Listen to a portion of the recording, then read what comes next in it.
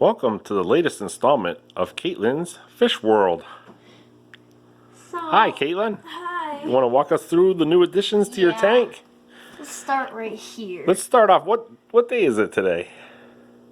March 4th, Yeah, it is. 2019. All right. What do we have going on? This crazy thingy. Crazy thingy? So, my snails had babies. We found out when we got back from vacation. They kind of hatched and they're huge now. Here's a tiny one right here. How big were they when they were first born? Like, smaller than a grain of sand. Or, not sand, a grain of rice. Here's our biggest one right here. Where? Right here. It's climbing? Yeah. It's huge. And then down... You say it's huge compared to what? Huge compared to this. That's our smallest one. That's the smallest one right there? Yeah, it's a little dwarf. Some eat more than others? Yeah. How many snails do you think are in there? At least like 50 or 70. You gave some to your friends? I gave 3 to my friends and then 5 to my beta. 5 are in the beta tank upstairs? Yeah. All right. Right here there's a platinum gourami who was just probably chewing on an algae pellet or something. Here it goes. They're like pearls. They like to chew on the same algae pellets that the snails like to eat. Yeah. And then we got more giant danios since all our fish got cooked except of 3. We had a little mishap with a heater that went out of whack. It went to like 100 degrees and it cooked them. When we were transferring the fish to a different tank so that we could upgrade this tank. Yeah. Yeah. We got a new tank and everything. And then when my dad was trying to drill a hole, there was a really bad mistake. The whole back glass shattered back here, but luckily we got a new glass. So I was drilling the hole to make a sump overflow, and we found out that it was tempered glass. In it.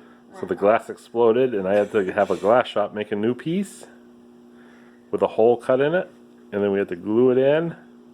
Took a little while. Yeah. But we got it figured out.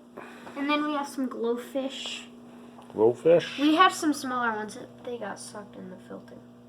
We had some mishaps with those too. And then we got So which ones survived from your old tank? our algae eel. Your Plecostomus? And then our giant blue danios. They're getting really big. Where's the blue danios? They're back there. They're hiding? They're getting really big. You like to hide? Yeah. And then if you move it, you can see a large cluster of baby snails. Yeah. I put some food in, so they're like all around the food. Yeah. So those blue danios and the Plecostomus survived? And a snail. The temperature got up to like 104 degrees, That was crazy. but the rest of them didn't survive, so we had to get new Fish. danios first? No, we got, Or the... danios first.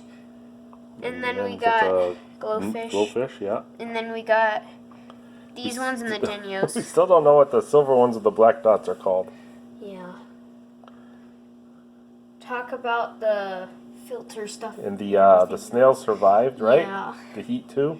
Only 2 of them. 2 out of the we only 3. had 2. Yeah. And then they had babies, and then just a few days ago, the last big one died, right? Right there, here's the shell. Yep, the shell's still in there. Now they're just the babies survive. So what kind of upgrades did we do to the tank once we replaced the glass in the back? We got like this, what's it called? Sump? Yeah. And then there's a... So we have 2 pipes from the back. One goes down through the glass. There's a siphon. So that's the emergency overflow. That's right, it is. The second one is the siphon. So to the left of it right there is a siphon. So that's pulling a full siphon down underneath to the sump. So that's what makes it whisper quiet. So if we listen... Well, it's louder since I opened the doors. So you can hear the pumps running a little bit, but no gurgling. No. No. What? Chewing on the baby snail cluster. All right. So can we look at the sump underneath? So we have a smaller 20-gallon tank. This is like 10 gallons. 10 gallons? 15. Yeah, maybe it is. So here we have this is the emergency overflow. So just a little bit of water is coming through that one. Then this is the siphon. So the siphon has an adjustable valve for flow, so you can adjust it so it just barely lets water through the overflow. Then if we lose power and the siphon loses its prime, then all the water goes down the emergency overflow. So there it goes into a container that has our filter media. So that is mechanical filtration. So we put a piece of cloth up here to get the bigger stuff, and then underneath it is the polypropylene And then the lava fiber rocks. to get the finer stuff. And underneath that we have lava rocks. That's for our, you know what that's called? Poop. That's our biomass, it's called. So that does our biofiltration. And then from there we got a heater, digital heater. Which doesn't overcook the fish. Nope. Stays set at 85 degrees. Hold on. And then we've got our pumps that pump it through these clear tubes up the wall, across the top, and then we got two outlets, one on the left corner and one on the right corner. Those have holes drilled in them so that they don't back siphon if we lose power. And then what else do we add? Oh, I almost forgot. So we added pipes that go down the wall right there. They're covered up by that white cover.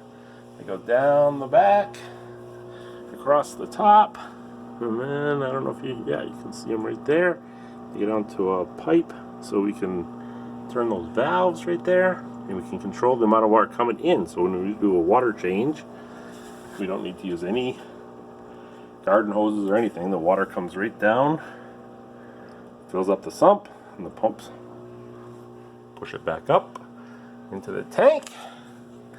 And then this smaller pipe right here, Baby snails.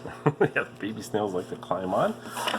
That pipe goes up the wall, then it goes across the ceiling, and then if we follow it into the other room, It's a mess. yeah, a little bit of a mess. It goes down the wall right here, And then into the sink. right into our sink. And then if we open this valve right here, it pulls the siphon. So when we want to drain the water, just open that valve, it pulls the siphon, and it drains the tank. Again, without having to have any kind of tubes. A lot easier. A lot easier. And cleaner. And less spills. Here's our old tank right here. Yep. And then Maybe we'll do something with that. something cool is this blue thing. It's bubbles, and my dad can turn it off with his phone. I can't show it with my phone because we're using my phone to video, but there is a smart outlet right here. I can press the button on it, and it starts the air pump, which I see the bubbles.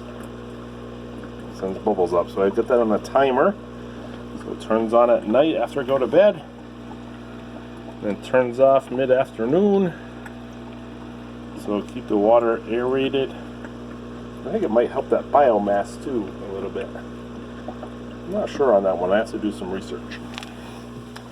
But The big baby snail made it to the top. it did. Yeah. Did it win the race? Can I take it out? No. Yes. Let's not. Yeah. And then my dad was bad. I told him to put the baby snail back in the tank.